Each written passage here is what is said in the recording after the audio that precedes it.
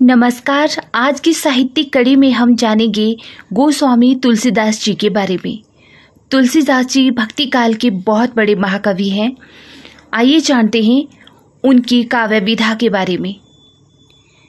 तुलसीदास जी के जन्म स्थान संबंधी विद्वानों में मतभेद हैं।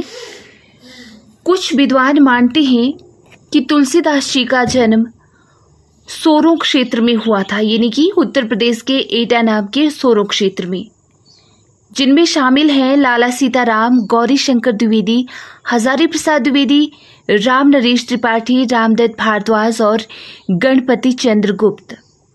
इन विद्वानों का मानना है कि तुलसीदास जी का जन्म उत्तर प्रदेश के एटा जगह के सोरों क्षेत्र में हुआ।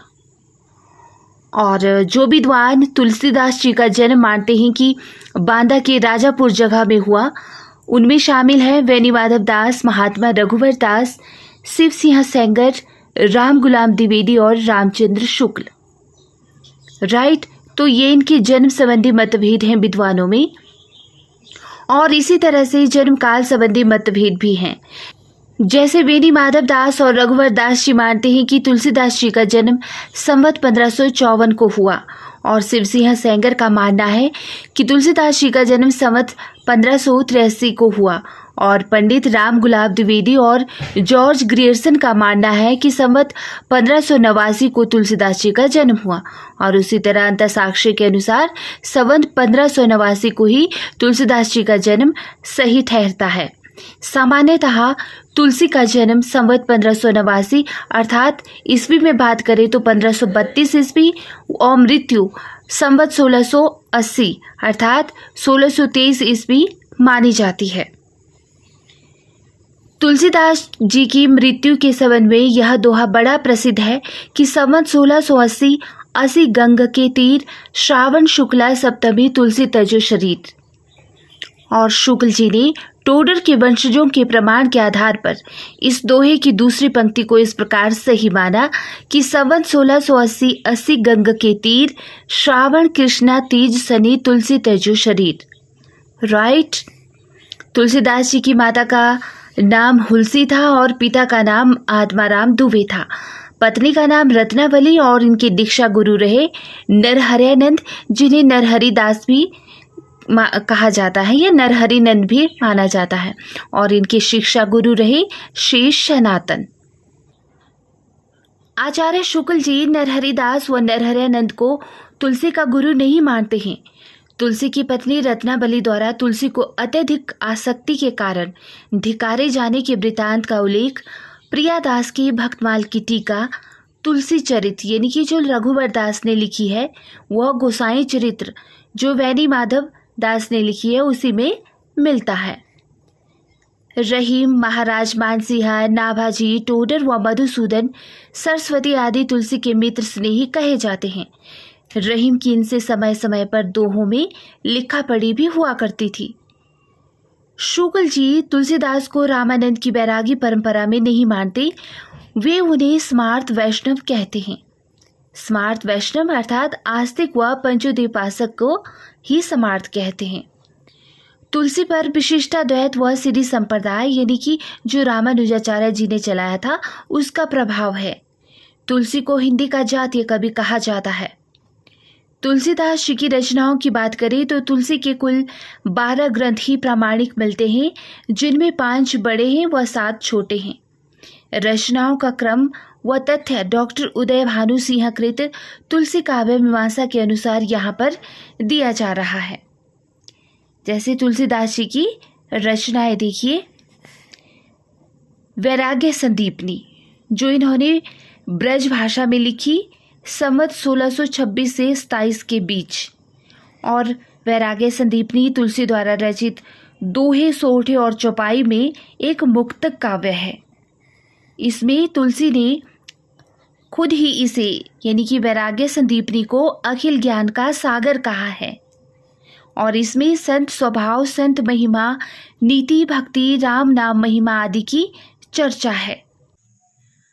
महाकवि तुलसीदास जी की दूसरी महत्वपूर्ण रचना है रामाज्ञा प्रश्न, जो इन्होंने अवधी भाषा में दोहा शैली में संवत 1627 से 28 के बीच लिखी तो रामाज्ञा प्रश्न एक मुक्तक काव्य है और इसे रामशलाका या दोहाबली रामायण भी कहते हैं। इसमें शुभ अशुभ का विचार किया गया है। इसे ज्योतिष ग्रंथ माना जाता है। 7वें सर्ग के सप्तक में शकुन विचारने का ढंग दिया गया है और वाल्मीकि रामायण से प्रभावित इस रचना में 7 सर्गों में रामकथा है। प्रत्येक सर्ग में 7 कोष्टक व प्रत्येक कोष्टक में 7 दोहे हैं। रामाज्ञा प्रश्न में तीसरी महत्वपूर्ण रचना है रामलला नहचू, जो तुलसीदास जी ने ठेठ अवधि में लिखी है और यह सोहर छंद में लिखी गई है तथा यह एक प्रबंध काव्य है। रामलला नहचू 1628 से 29 संवत 1628 से 29 के बीच लिखी हुई यह रचना है। रामलला नहचू और प्रबंध काव्य है। इसमें राम विवाह व यज्ञोपवीत संस्कार के समय नहचू का वर्णन है।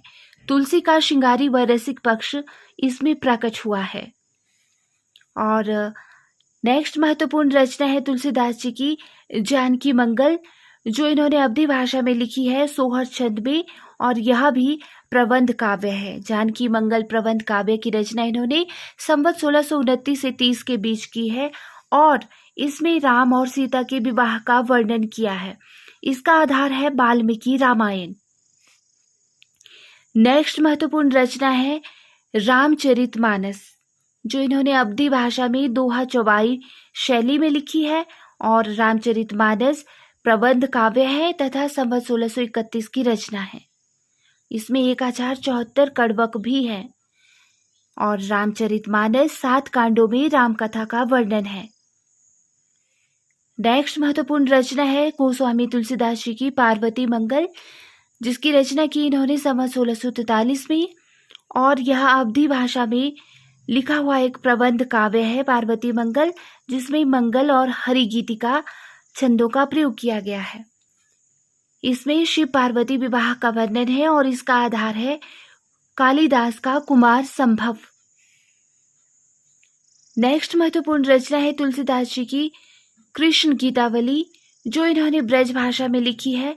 इसमें 61 पद हैं ब्रज भाषा के और यह एक मुक्तक गीति काव्य है।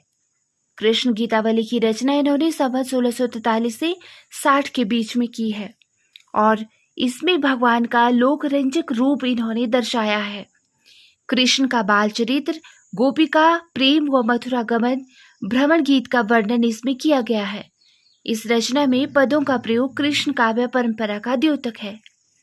और नेक्स्ट महत्वपूर्ण रचना है गोस्वामी तुलसीदास जी की गीतावली। गीतावली की रचना इन्होंने संवत 1630 से 70 के बीच में की और यह भी ब्रज भाषा में लिखी हुई एक मुक्तक गीति काव्य है तथा इसमें 328 पद हैं। गीतावली में रामचरित के चुने हुए प्रसंग, तुलसी का वात्सल्य वर्णन है।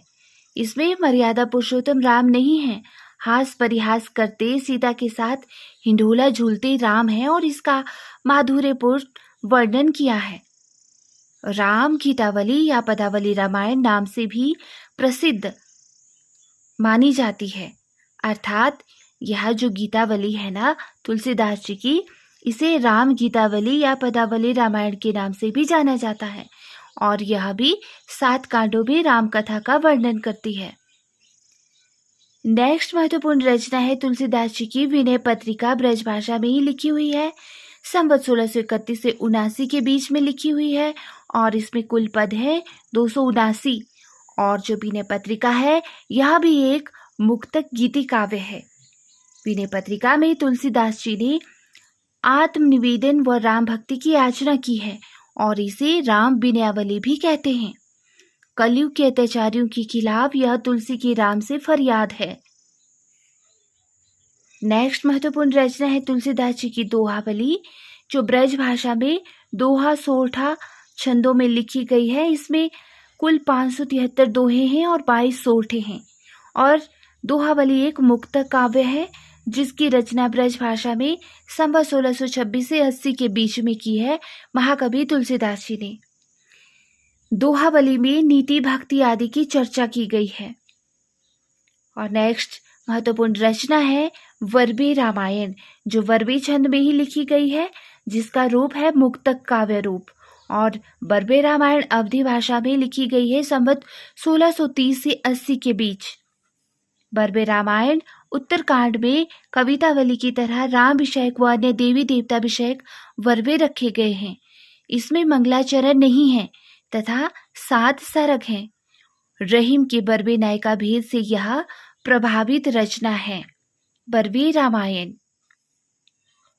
नेक्स्ट महत्वपूर्ण रचना है गोस्वामी तुलसीदास जी की कवितावली से ही हनुमान बाहुक, अर्थात यह हनुमान बाहुक नामक जो प्रसंग है यह कवितावली में ही रचित है, जिसकी रचना की है गोस्वामी तुलसीदास जी ने 1631 से 80 के बीच।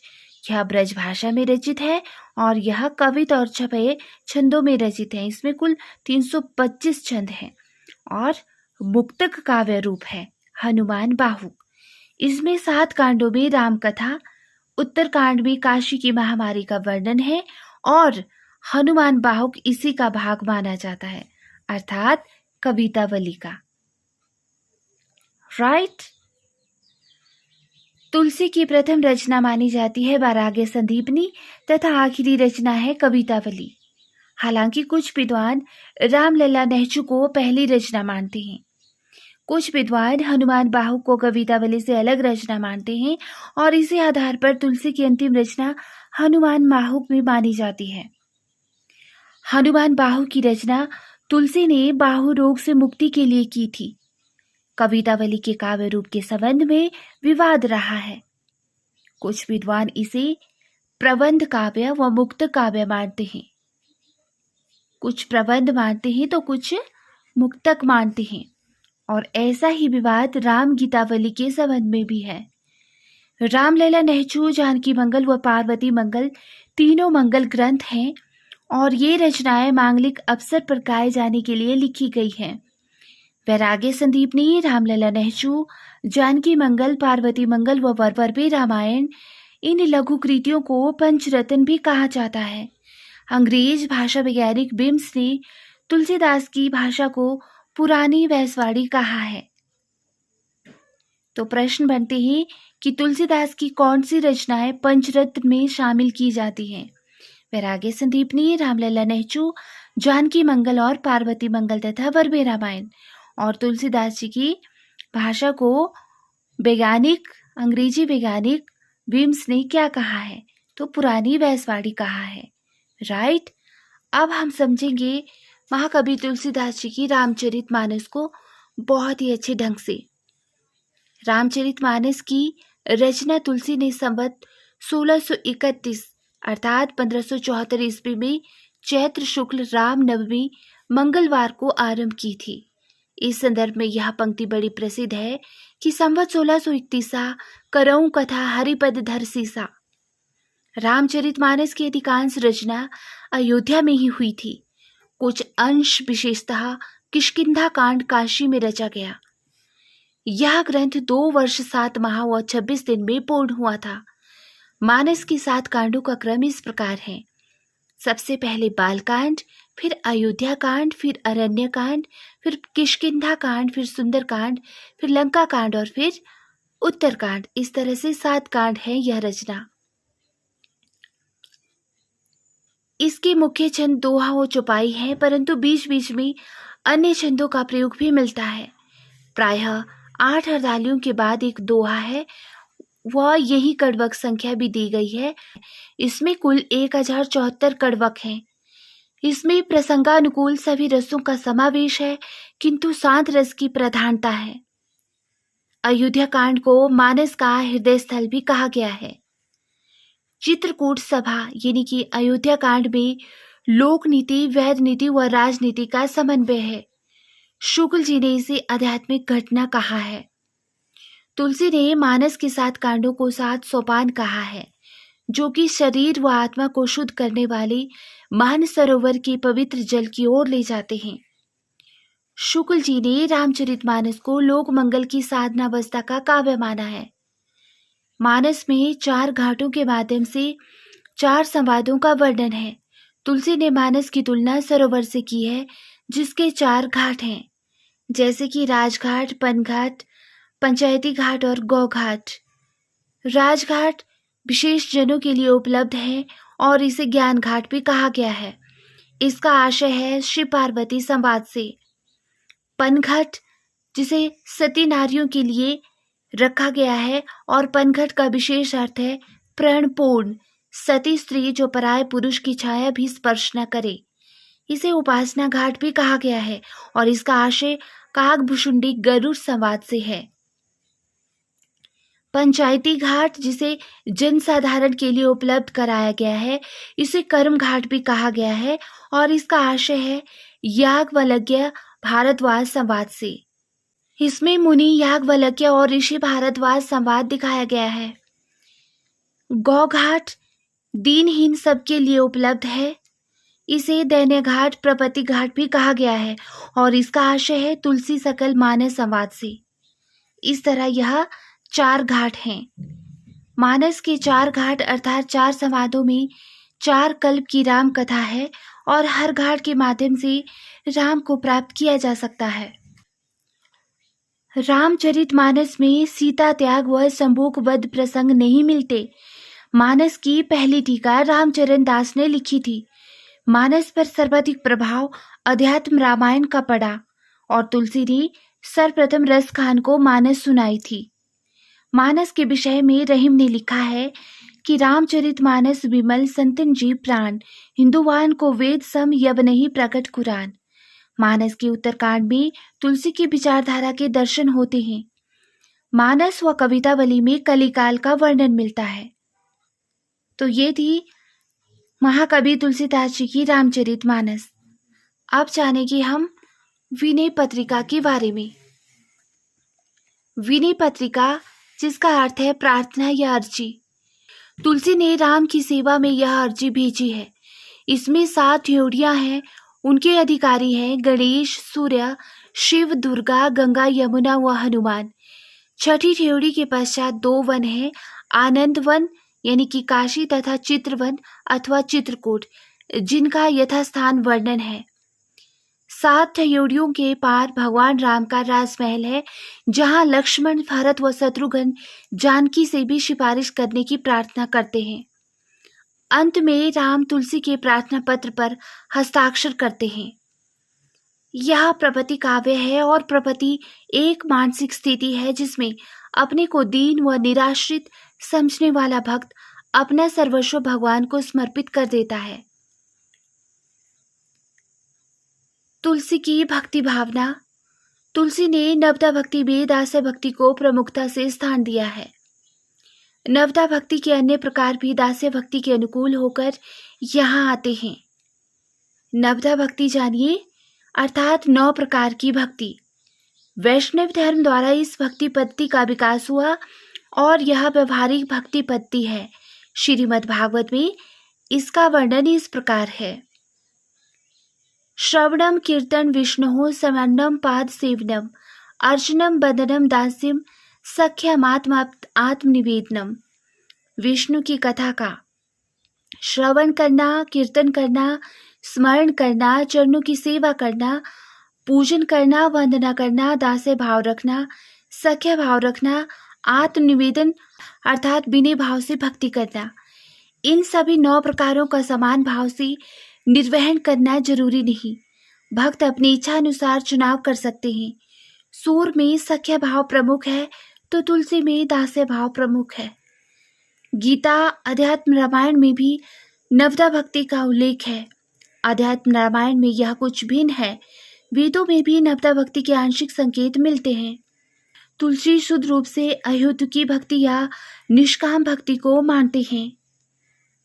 कामना के आधार पर भक्ति के 3 प्रकार हैं। हेतुकी या सकाम भक्ति, जिसमें भक्त भौतिक सुख के लिए ईश्वर की प्रार्थना करता है। कैवल्य काम भक्ति, केवल भगवत प्रसाद अर्थात ईश्वर के दर्शन और मोक्ष प्राप्ति की इच्छा। अहेतुकी या निष्काम भक्ति, इसमें भक्त की कोई इच्छा नहीं होती, भक्ति को ही साध्य माना जाता है। आचार्य शुक्ल ने तुलसी की भक्ति को स्वदेशी भक्ति माना है और तुलसी स्वदेशी भक्ति के अनुरूप योग पंथ के रहस्यवाद पर आधारित जटिल साधना मार्ग स्वीकार नहीं करते। तो इस तरह से तुलसीदास जी ने अपनी भक्ति भावना का यहाँ पे वर्णन किया है। और उसी तरह से तुलसी की सामाजिक चेतना भी है और नारी विषयक भावना को भी यहाँ पर रखा गया है तथा अन्य महत्वपूर्ण बिंदु हैं। चूंकि आप लोग इसमें इंटरेस्ट नहीं दिखा रहे हैं तो मैं फटाफट से इसको कवर करना चाहूँगी। होप आप सबके पास दृष्टि द विजन बुक हो और आप स्वयं ही इसकी स्टडी करना चाहें। और तुलसी के काव्य में कलयुग यानी कि कलिकाल का भी हमें वर्णन देखने को मिलता है, राम राज्य की अवधारणा देखने को मिलती है और तुलसी की स्मन्वय चेतना है ना। और इस तरह से फिर तुलसीदास जी के विषय में विद्वानों के क्या क्या कथन रहे हैं, जैसे कि नाभादास ने तुलसीदास जी को कलिकाल का वाल्मीकि कहा है तथा भक्ति काल का सुमेरु कहा है। मधुसूदन सरस्वती ने आनंद वन का वृक्ष कहा है, जैसे कि आनंद कानने कशजिंगम तुलसी तरुः कविता मंजरी यस्य राजभ्रमर भूषिता। और स्मिथ ने मुगल काल का सबसे महान व्यक्ति कहा है तुलसीदास जी को। ग्रियर्सन ने बुद्ध देव के बाद सबसे बड़ा लोकनायक कहा है।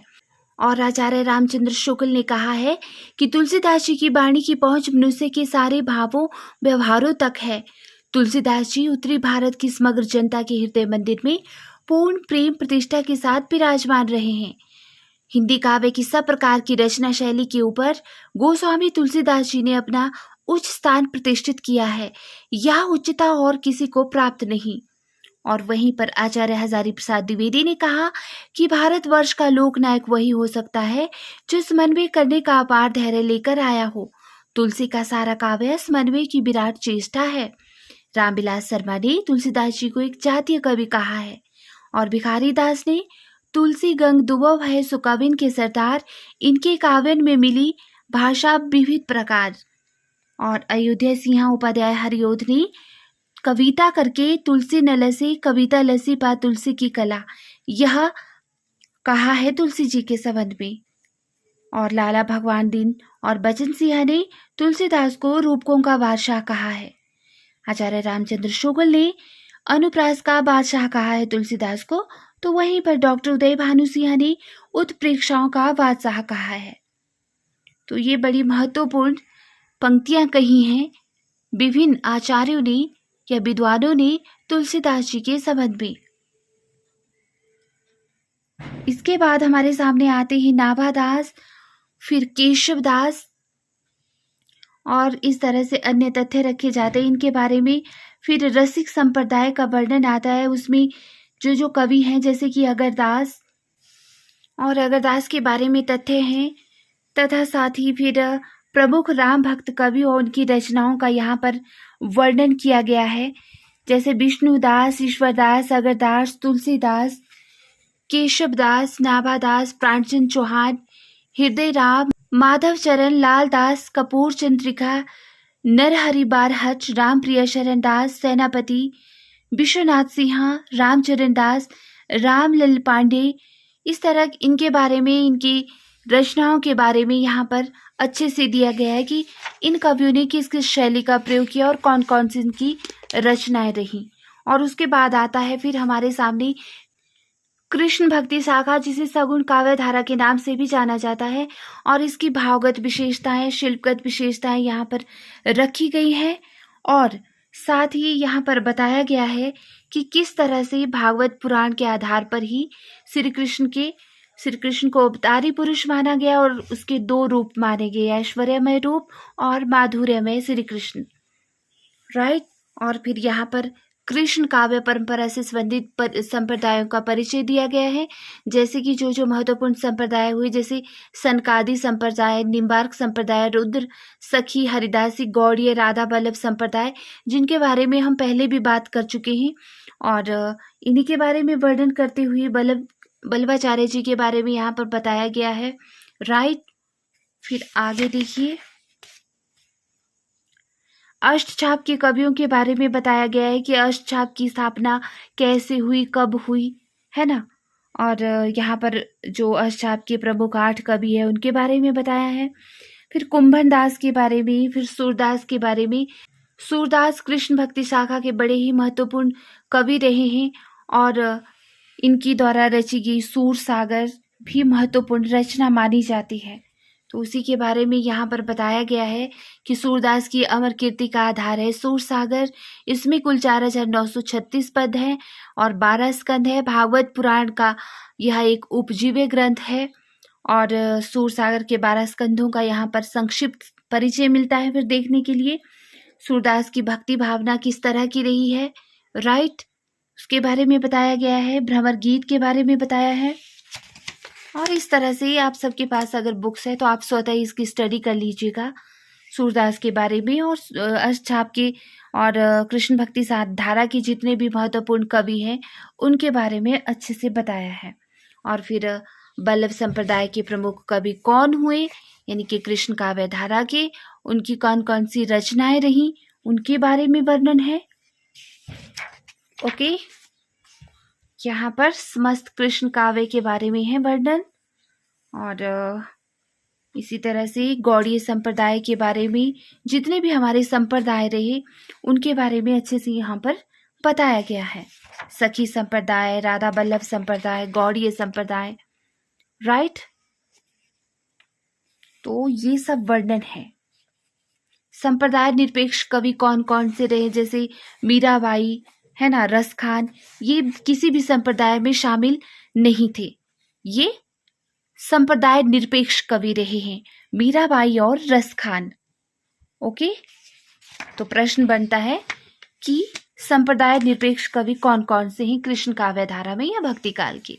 तो यही दो हैं, मीरा और आपके रस खान जी। उसके बाद भक्ति काल के अन्य महत्वपूर्ण कवियों के बारे में बताया है, जैसे कवि गंग के बारे में, रहीम के बारे में, राइट, इनकी रचनाओं के बारे में, नरोत्तम दास के बारे में, बनारसी दास जैन। और भक्ति काल की जितनी भी प्रमुख वीर काव्य कौन कौन से रहे, रीति काव्य कौन कौन से रचे गए, उन सब के बारे में यहाँ पर अच्छे से दिया गया है। तो आप स्वतः ही सो स्टडी कर लीजिएगा। ओके, तो इस तरह से सभी वर्णन यहाँ पर मिलते हैं कि अकबरी का दरबारी काव्य किस तरह से रचा गया है ना, नीति काव्य किस किस तरह से रचा गया इसमें भक्ति काल में। और फिर आती हैं भक्ति काल की महत्वपूर्ण काव्य पंक्तियाँ, जो बहुत महत्वपूर्ण हो जाती है क्योंकि यहाँ से पूछा जाता है प्रश्न।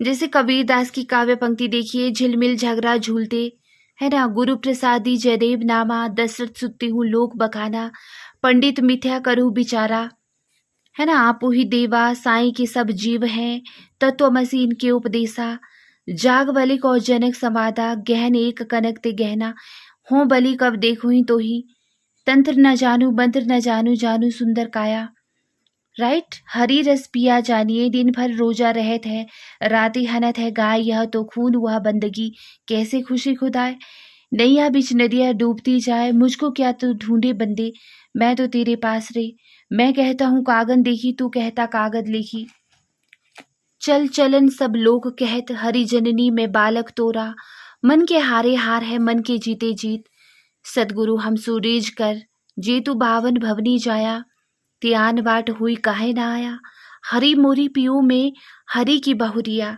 हमन है इश्क मस्ताना, हमन को होशियारी का।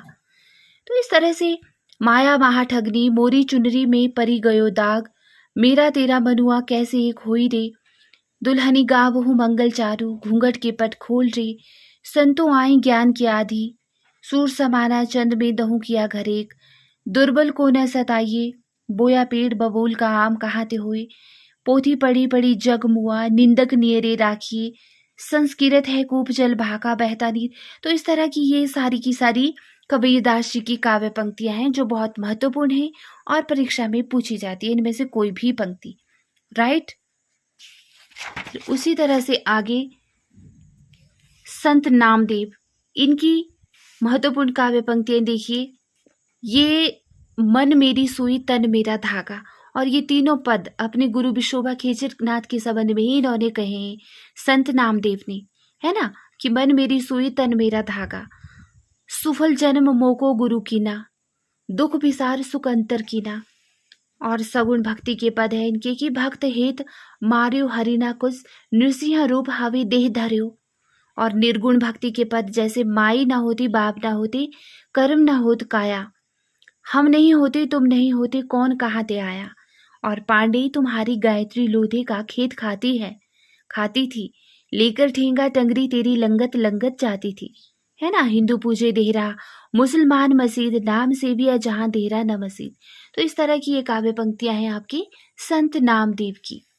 ओके, कवि रैदास या संत रैदास, देखिए इनकी काव्य पंक्तियां हैं। नामदेव कबीर त्रिलोचन सदना सैन तरे, कहे रविदास सुनो रे संतहु, जाके कुटुंब सब ढोर ढोबत, ऐसी मेरी जाति विख्यात जमात, गुण निर्गुण कहियत नहीं जाके, अब कैसे छूटे राम नाम रट लागी, और प्रभु जी तुम चंदन हम पारी, जाकी अंग अंग बास समानी, जाति ओछा पाती ओछा ओछा जन्म हमारा, चंद सूर नहीं राति दिवस नहीं, धरनी आकाश न भाई, करम अकरम नहीं शुभ अशुभ नहीं, का कही देहु बढ़ाई।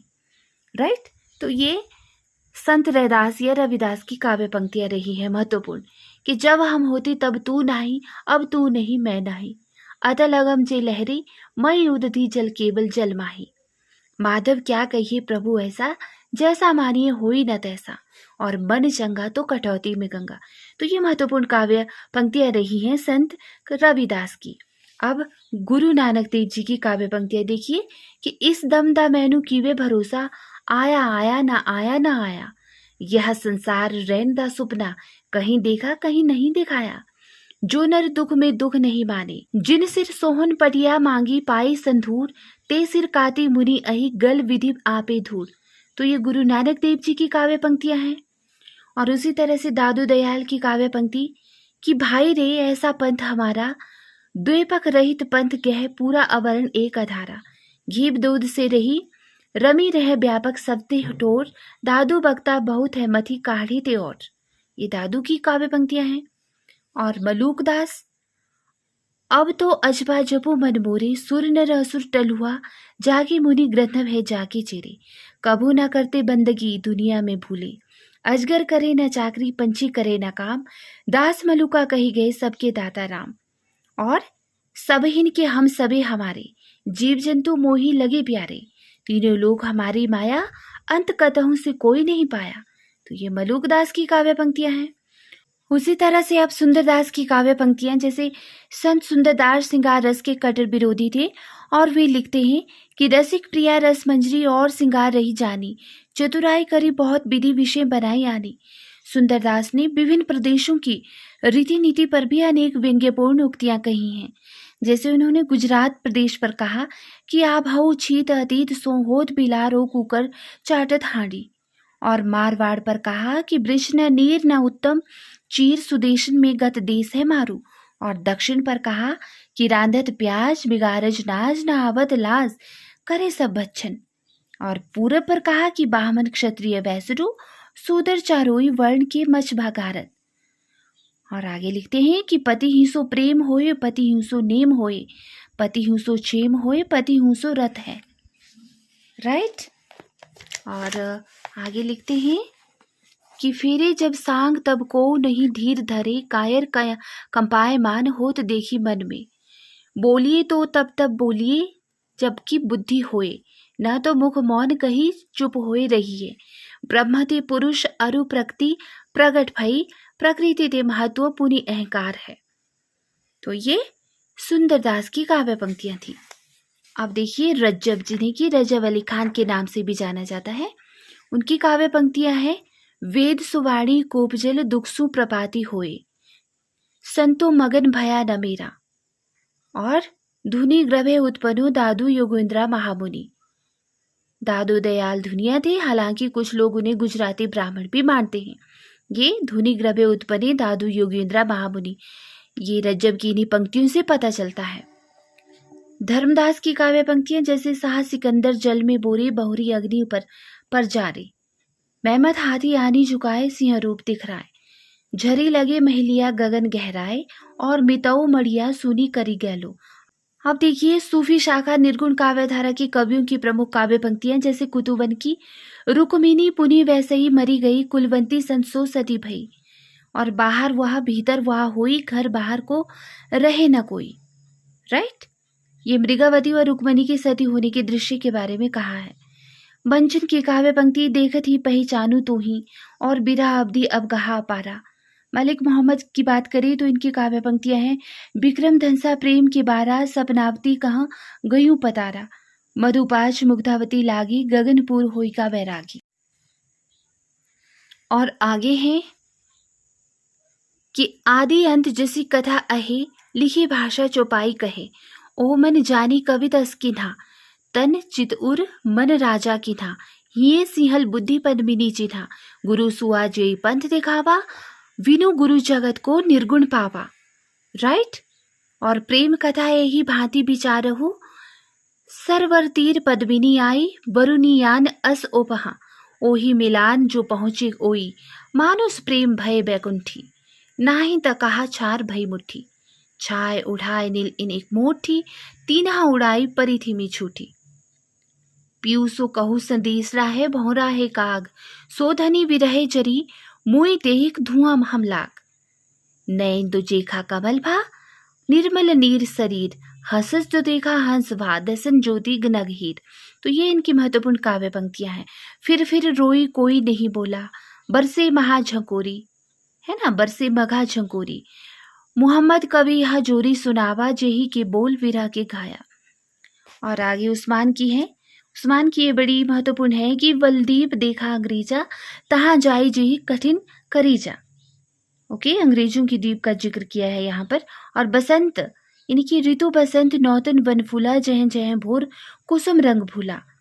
ये उस्मान की काव्य पंक्तियां हैं। और नूर मोहम्मद की देखिए, करो मोहम्मद साहब अखानू है सूरज देहली सुल्तानू, और जानत है वह सिरजनहारा, जो किचु है मन मरम हमारा, हिंदू मग पर पाँव न राख्यो, कहा जो बहुत हिंदी भाग्यो।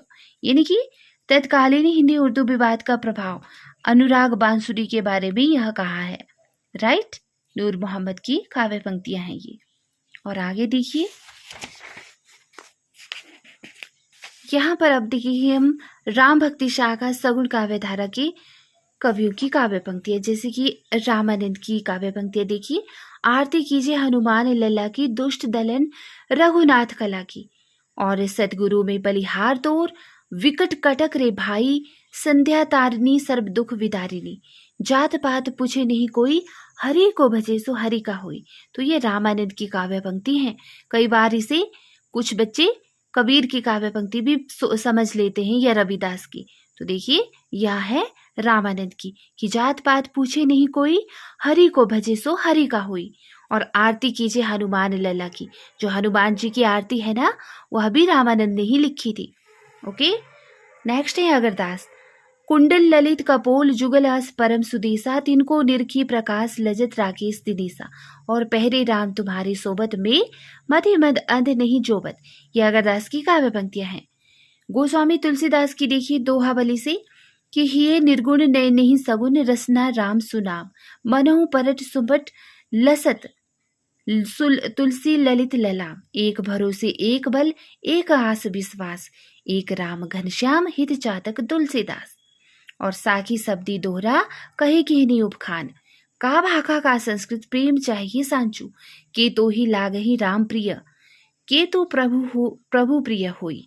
ओके, और कविता बलि से है कि गोरख जगायो जोग, भक्ति भगायो लोग, धूत कहो अब धूत कहो, राजपूत कहो जुल्हा कहो को, और खेती ना किसान को, भिखारी को ना भीख बली, बनिक को ना बनिज, न चाकर को चाकरी। राइट। और तनुजन्यो कुटिल कीर, ज्यो त्यों ज्यो मातु पिता हूँ, आगी बढ़वागी ते बड़ी है आगी पेट की।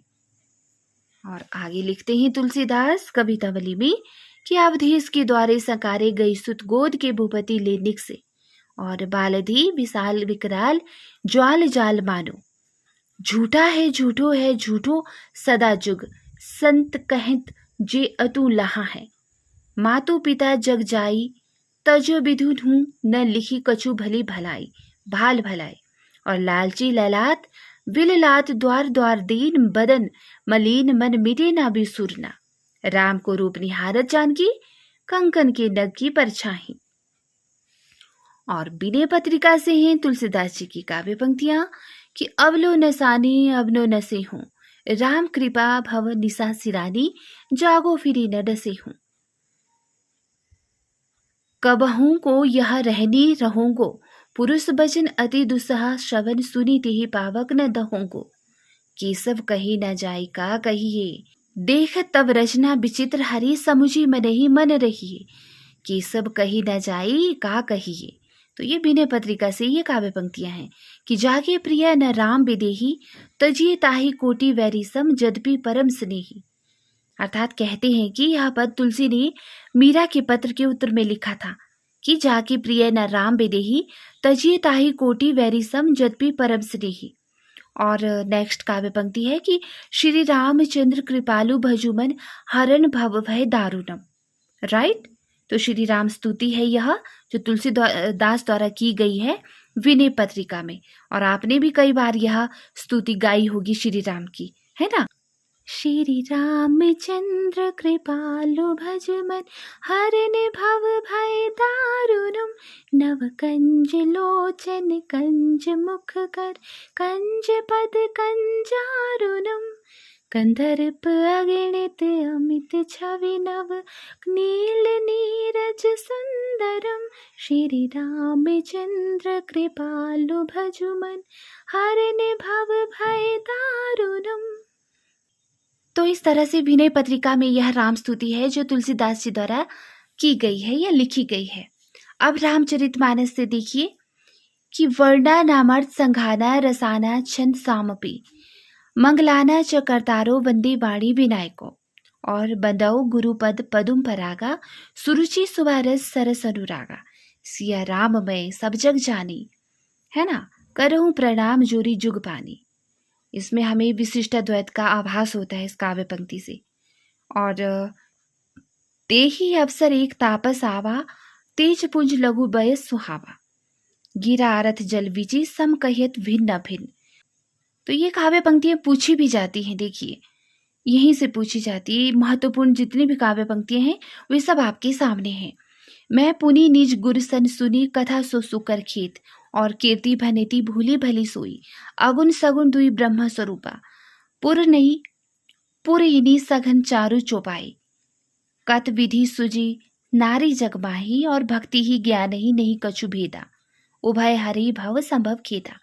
ढोल गवार शूद्र पशु नारी, सकल तारडा के अधिकारी, वर्णाश्रम निज निज धर्म निरत वेद पद लोग, विधि हो न नारी हृदय गति जानी। राइट, तो इस तरह की बहुत सारी काव्य पंक्तियां हैं कि मैं सुकुमारी नाथ वन जोगू, श्रुति सम्मत हरि भगत पंथ संजतु, जे न मित्र दुख हुई दुखारी, सब नर करहि परस्पर प्रीति, और परहित सरसे धर्म नहीं भाई, पूजिय विप्र ज्ञान गुणहीना, शूद्र न गुणगण ज्ञान प्रवीण। उसी तरह से केशवदास की काव्य पंक्तियां देखिए कि भाषा बोली न जानही, जिनके कुल के दास, भाषा कवि भो मंद मति, तेहि कुल केशवदास, और केशव केसनी अस्करी बेरिहु जस न कराही, यद्यपि सुजाति सुलक्षणी, सुबरन सरस सुब्रित, भूषण बिनु न विराजे, कविता बनीता मित, और देखे मुख भावे अन देखे कमल चंद, केशव केशव राय मनो कमलासन के सिर ऊपर सोहे, और बासर की संपत्ति उलूक जीवना चितवत, मातु कहाँ नृपतात, राम को काम कहाँ रिपु जितही, अरुण गति अति प्रात पद्मिनी, प्राणनाथ भय, मूलन की ही जहाँ अधोगति केशव गाई। और उसी तरह सेनापति की काव्य पंक्तियां हैं कि दूरी जदुराई सेनापति सुखदाई, देखो आई ऋतु पाउस न पाई प्रेम पतियां, और सेनापति सोई सीतापति के प्रसाद जाकी, दीक्षित परशुराम दादा हैं विदित नाम, बाली को सपूत कपि कुल पुरहूत। और नावादास की काव्य पंक्ति है कि अवधपुरी की शोभा जैसी, कही नहीं सकही शेष श्रुति तैसी, रचित कोट कलथोत सुहावन, विविध रंगमती अति मन भावन। और प्राणचंद चौहान की काव्य पंक्ति है कि कार्तिक मास पछ उजियारा, तीर्थ पुण्य सोम करवारा, ता दिन कथा किन अनुमान, शाह सलीम दिलीपति थाना। और उसी तरह हृदय राम की काव्य पंक्तियां हैं कि सातों सिंधु सातों लोक, सातों ऋषि हैं संसोक, सातों रवि घोरे घोरे न डरात में, जानकी को मुख न विलो क्यों, ताते कुंडल न जानत हो, वीर पाए छुए रघुराई के। और कृपा निवास की काव्य पंक्ति है कि निवी करशत वर्जती प्यारी, रस लंपट सुपट कर जोरत, पद परसत पुनीले बलिहारी। अब देखेंगे हम कृष्ण भक्ति सगुण काव्य धारा के कवियों की काव्य पंक्तियां, जैसे श्री भट्ट की काव्य पंक्ति देखिए, भीजत कब देखो इन नैना, श्याम जू की सुरंग चुनरी मोहन को प्रेरणा, ब्रज भूमि मोहिनी में जानी, मोहन कुंज मोहन वृंदावन, मोहन जमुना पानी। और बसो मेरे नैनही में दो चंद, गोये गोरे वरण वृषभानु नंदिनी, श्याम वरण नंद नंद। श्यामा श्याम कुंजर ठाड़े, जदन कियो कछु मैना, आनंद कंद श्री नंद सुत, श्री वृषभानु सुता भजन। और सूरदास की काव्य पंक्तियां देखिए, नंद जो मेरे मन आनंद भयो, हो गोवर्धन ते आयो, हे हरि भजन को परमान, नीच पावे ऊंची पढ़े, पढ़वी बाजते निशान। और शोभित कर नवनीत लिए, मैया कभी बढ़ेगी चोटी, कितनी बार मोही दूध पियत भई, यह अजऊ है छोटी, खेलत में को काको गोसैया, धीनु दुहत अति ही रति बाढ़ी, मेरे नैनन बिरहा की वेल भई, मधुबन तुम कत रहत हरे, निर्गुण कौन देश को बासी, पोषत श्याम कौन तू गोरी। और कहाँ रहती कागी है बेटी, देखी नहीं कहूँ ब्रज खोरी। तो इस तरह की ये सूरदास जी की काव्य पंक्तियां हैं। और यहाँ पर देखिए, प्रभु हूँ सब पतितन क्योटी को, जसोदा हरि पालनी झुलावी, मैया मोही दाऊ बहुत खिजायो, हरि है राजनीति बड़ी आए, संदेशो देव की सो कहो, निरखद अंक श्याम सुंदर के बार बार, है ना, मौसम कौन कुटिल खल कामी, प्रभु जी मेरे अवगुण चित न धरो।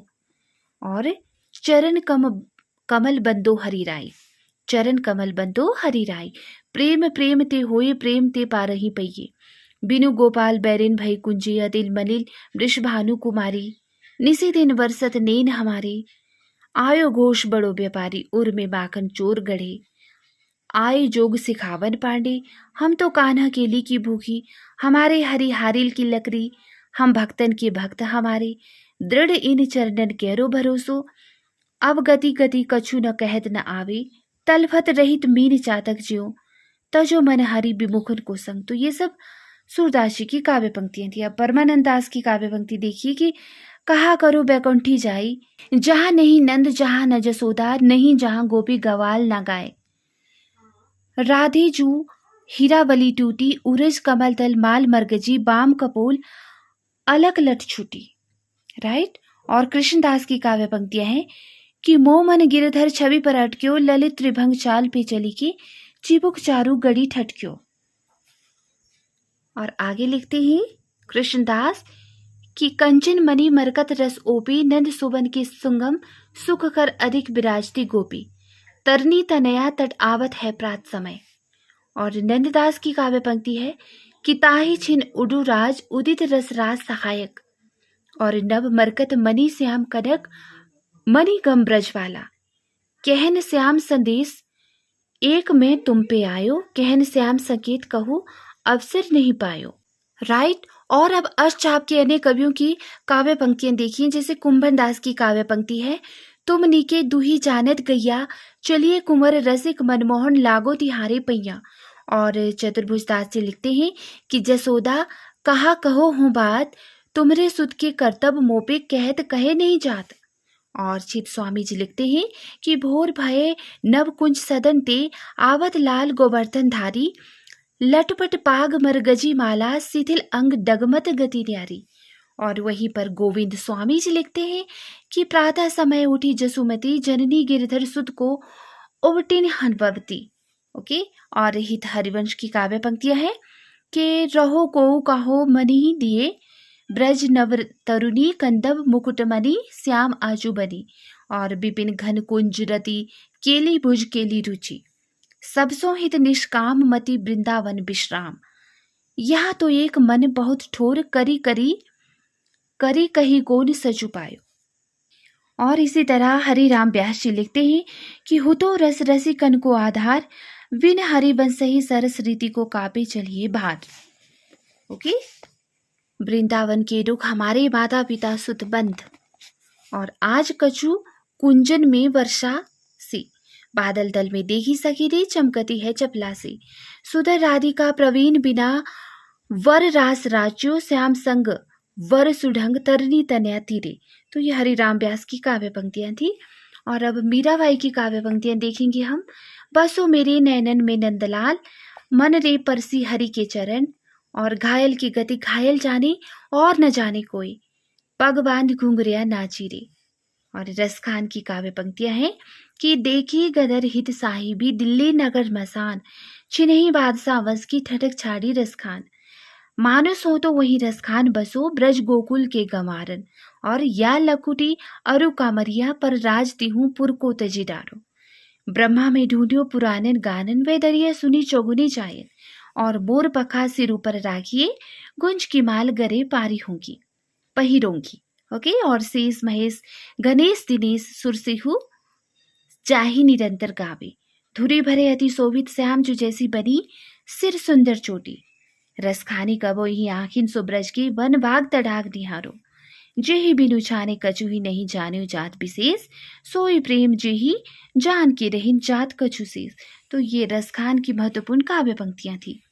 और अब अन्य महत्वपूर्ण कवि जैसे रहीमदास जी और इनकी बड़ी ही तुलसीदास जी के साथ काव्य पंक्ति है, देखिए कि सुरतिये नर्तिये नागतिये सब चाहत अस होए, और गोद लिए हुलसी फिरे तुलसी सुसुत होए। जब तुलसीदास जी अपने मित्र रहीमदास जी को पत्र लिखते हैं और लिखते हैं कि सुरतिये नर्तिये नागतिये सब चाहत अस होए, तो रहीमदास जी इस पंक्ति को पूरा करते हुए लिखते हैं कि गोद लिए हुलसी फिरे तुलसी सुसुत होए। तो देखिए इतना अच्छा बॉन्ड शेयर करते थे ये दोनों, राइट। क्योंकि इसके पीछे एक कहानी भी है कि जब एक ब्राह्मण की कन्या के विवाह के लिए तुलसीदास जी ने इस दोहे की पहली पंक्ति लिखकर उसे रहीम के पास भेजा, तो रहीम ने ब्राह्मण को धन दिया और दूसरी पंक्ति लिखकर इस दोहे को पूरा किया। और आगे की पंक्ति है कि तभी लो जीवो भलो देवो होए न धीम, चित्रकूट में रमे रहे रहीमन अवध नरेश। और दुर्निन परे रहीम कह भूलत सब पहचानी, भोर ही बोली कोयला बढ़वती ताप। और कली ललित मालवा जवाहिर जड़ा था, उद्दम जाती है ब्राह्मणी देखत चित लुभाए। बड़न सुजान पहचान के रहीम कहा जी पर, जैबे करतार ही न सुख देनहार है। और रहीमन विपदा हूँ भली जो थोड़े दिन होए, हित अनहित या जगत में जान पड़त सब कोई। तो ये रहीमदास जी की काव्य पंक्तियां थी। कवि गंग की काव्य पंक्तियां देखिए, करते एक कंगंक छुटी पर्यो सीढ़ियां सीढ़ियां सीढ़ियां भाग्यो, कबो न बढ़ुआ रण चढ़े कबो न बाजी बम। ओके, कहते राजा के आगे से हाथी द्वारा मरवाने से पहले यह कवि गंग ने कहा था यह पंक्ति। और चकित भंवरी रही गयो गम नहीं करत कमलबन, यानी कि छपे की एक पंक्ति जिस पर रहीम ने इन्हें 36 लाख रुपए दिए थे, तब इन्होंने यह लिखा था। बैठी थी सखिन संग पियो को गबन सुनियो, सुख के समूह में वियोग आगे भर की। तो ये कवि गंग की काव्य पंक्तियां हैं। और नरोत्तम दास जी की काव्य पंक्ति देखिए, शीस पगा न झगा तन पे प्रभु जाने को आही, बसे के ही ग्रामा, कैसे भी हाल बिवाइन शोभे कंटक जाल गड़े पग जोए। ओके, तो नरोत्तम दास जी की ये काव्य पंक्तियां हैं। और ये सुदामा के संबंध में इन्होंने लिखा था कि शीस पगा न जगा तन पे, न सर पे पगड़ी है न तन पे कपड़े हैं, राइट। प्रभु न जाने कौन देश से आए हैं और किस गांव में रहते हैं। जब सुदामा श्री कृष्ण से मिलने उनके महल पहुंचे थे अपने फटे हाल अवस्था में, तो तब उसी पर नरोत्तम दास जी ने सुदामा चरित नाम से लिखा है और उसी की यह काव्य पंक्ति है। अब देखिए नरहरि बंदीजन जी की काव्य पंक्ति कि अरिहु दंत दिन थरे ताही नहीं मारी सकत कोई, यानी कि यहाँ पर कहा जाता है कि अकबर ने गोवध बंद करवा दिया था और उसी प्रसिद्ध छपे की यह काव्य पंक्ति है। ओके, तो ये भक्ति काल की प्रमुख कवियों की काव्य पंक्तियां थी। मैंने इसे वीडियो में कवर कर दी सारी। ओके, और डिपेंड आप पे करता है कि आप इसको पढ़ना चाहते हैं कि नहीं। आपके पास बुक्स होगी तो आप स्वयं ही से पढ़ लीजिएगा अच्छे से। और नेक्स्ट कड़ी में हम देखेंगे भक्ति काल की संपूर्ण प्रश्नोत्तरी को अभ्यास प्रश्नों के जरिए, जो किसी न किसी परीक्षा में पूछे जा चुके हैं। तो चलिए मिलती हूँ नेक्स्ट कड़ी में। नमस्कार।